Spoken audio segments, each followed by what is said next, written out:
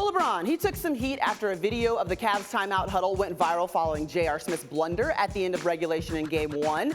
You can see LeBron asking Ty Lue, "We had no timeouts?" And when LeBron realized they did have a timeout, his reaction says it all. Look at it, head goes back. Me and Jay Will tried to imitate it on the show yesterday.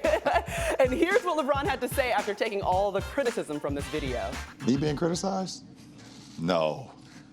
You saying I got criticized for something, right? No, I don't believe that. Not me. I don't care. I don't care at all. I mean, we're in the NBA Finals. I mean, how much more picking up teammates you want me to do? I mean, NBA Finals to compete for a championship. I mean, I do feel as though Jay will criticize LeBron a little bit after watching the reaction. Did you not? Can we stop spinning what I said out of turn? Because I was talking about the 2.5-minute lapse after that. You said you wanted to see more from LeBron and that he needed to be that guy. This is like our relationship. It is. Scenario. I like this. Taking a turn. Did you not? Yeah. No, because I want to see LeBron continuing to lead after that moment. Even when you get frustrated. It's a criticism. It's fine. Yeah, you have to learn how to say, how do I get outside of myself and how do I get my teammates ready for overtime? And I will say this.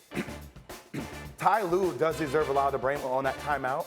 But first off, nobody's going to be able to react that quickly in that particular moment. So I'm not putting that blame on anybody. But what I am saying for LeBron at that particular moment, you don't throw your teammates under the bus and say, what else do you want me to do?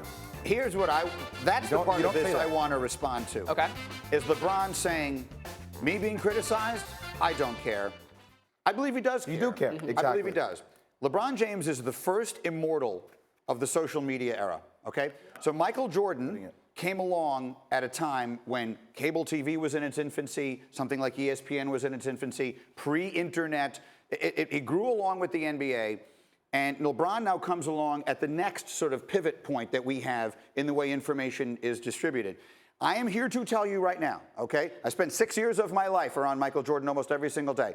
If Michael Jordan played today, he would be 100 times more attuned to and 100 times more concerned by the criticism he would hear than LeBron James has been. That is not a criticism of Michael. It is just a reality of who he is. He burned at anything anyone said about him that could be even deemed remotely critical. And he would have been criticized because despite all of the revisionist history that people today like to create, Michael Jordan was not perfect. He was not perfect. No one ever has been. He made mistakes in games and outside of games. Doesn't mean he isn't the greatest player of all time. He is the greatest player of all time. But even the greatest of all time make mistakes. He just didn't have them picked apart second by second in the way we do now. And because of the constant stone throwing that LeBron has to put up with, I think his remarks are warranted. I think that is certainly fair that he would be able to say something like, what more do you want from me? Because he is constantly getting a barrage of criticism or just the nitpickiness of every single thing that he does, including just throwing up his hands in surprise that they had a timeout. The best part about all this is LeBron does want more from himself, though. He does. He does want more from himself. And that is because of haters like you. Boom! I just called the greatest of all time. You shut it down. To be clear, I'm very much kidding.